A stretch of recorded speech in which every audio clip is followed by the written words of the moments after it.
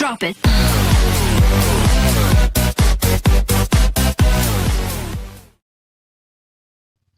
Assalamualaikum warahmatullahi wabarakatuh. Perkenalkan, nama saya Yustika Putriani Okja dari Ilmu Hukum C semester 4.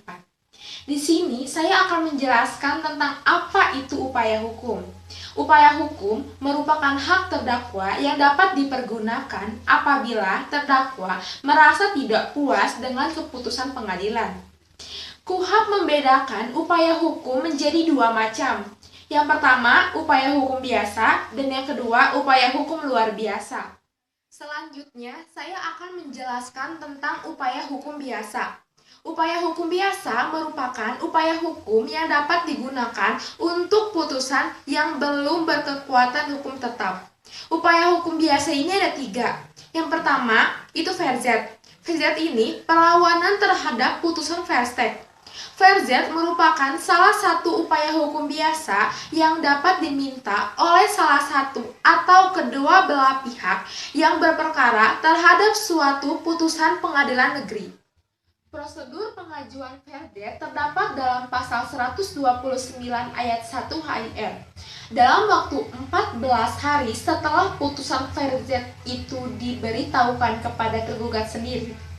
Jika putusan tidak diberitahukan kepada tergugat sendiri, maka perlawanan boleh diterima, sehingga pada hari ke-8 setelah teguran yang tersebut dalam pasal 196 HIR atau dalam 8 hari setelah permulaan eksekusi pasal 197 HIR.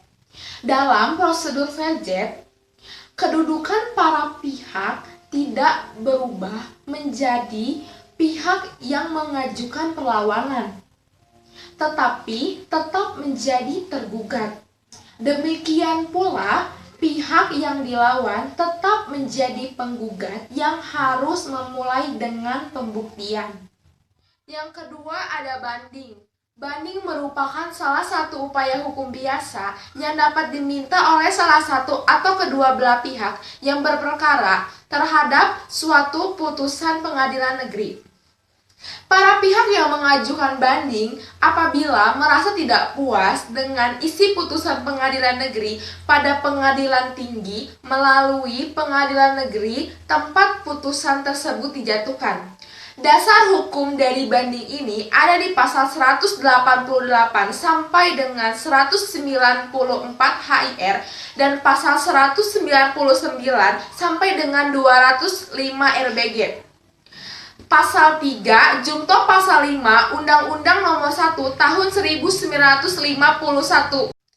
Pasal 188 sampai dengan 194 HIR dinyatakan tidak berlaku lagi dan diganti dengan Undang-Undang Nomor 20 Tahun 1947 tentang Peraturan Peradilan Ulangan di Jawa dan Madura. Tenggang waktu mengajukan banding. Tenggang waktu pernyataan mengajukan banding adalah 14 hari sejak putusan dibacakan. Jika para pihak hadir atau 14 hari pemberitahuan putusan apabila salah satu pihak tidak hadir. Ketentuan ini diatur dalam pasal 7 ayat 1 dan 2 Undang-Undang Nomor 20 Tahun 1947. Junto pasal 46 Undang-Undang Nomor 14 Tahun 1985.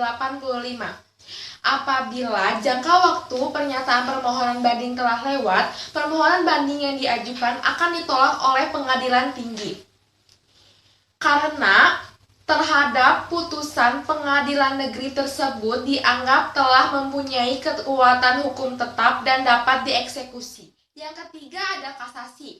Pihak yang merasa tidak puas dengan keputusan pada tingkat banding dapat mengajukan peninjauan kembali pada Mahkamah Agung dalam bentuk kasasi.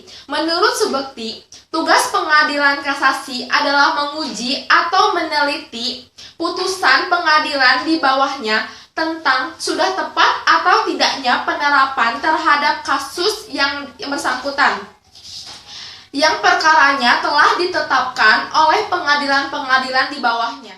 Alasan-alasan mengajukan kasasi menurut pasal 30 Undang-Undang Nomor 14 Tahun 1985. Yang pertama, tidak berwenang atau melampaui batas wewenang. Yang kedua, salah menerapkan atau melanggar hukum yang berlaku. Yang ketiga, lalai memenuhi syarat-syarat yang diwajibkan oleh peraturan perundang-undangan yang mengancam kelalaian itu dengan batalnya putusan yang bersangkutan. Tenggang waktu mengajukan kasasi. Permohonan kasasi harus disampaikan dalam jangka waktu 14 hari setelah putusan atau penetapan pengadilan yang dimaksudkan diberitahukan kepada pemohon. Pasal 46 ayat 1 Undang-Undang Nomor 14 Tahun 1985.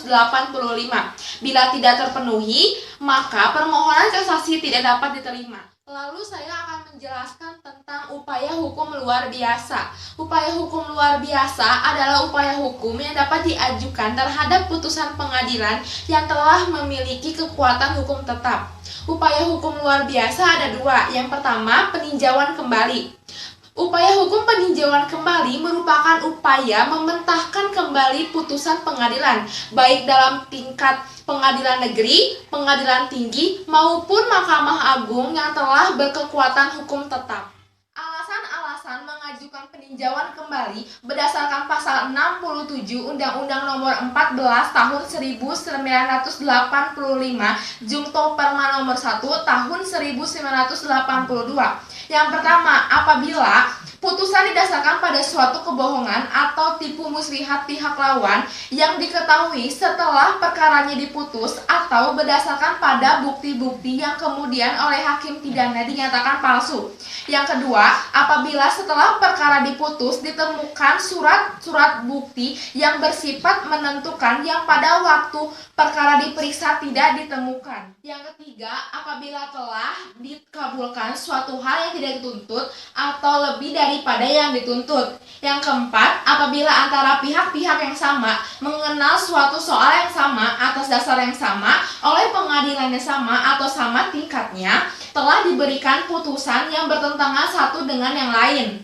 Yang kelima, apabila mengenal suatu bagian dari tuntutan belum diputus tanpa dipertimbangkan sebab-sebabnya. Nah, yang terakhir, yang keenam, apabila dalam suatu putusan terdapat suatu kehilapan hakim atau suatu kekeliruan yang nyata. Selanjutnya, upaya hukum luar biasa yang kedua yaitu Dedenverset. Dedenverset merupakan perlawanan pihak ketiga yang bukan pihak dalam perkara yang bersangkutan karena merasa dirugikan oleh putusan pengadilan.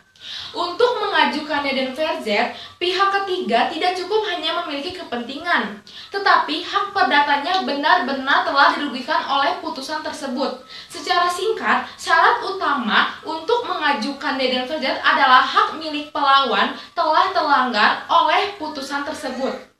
Dengan mengajukan perlawanan ini, pihak ketiga dapat menangguhkan atau mencegah pelaksanaan eksekusi.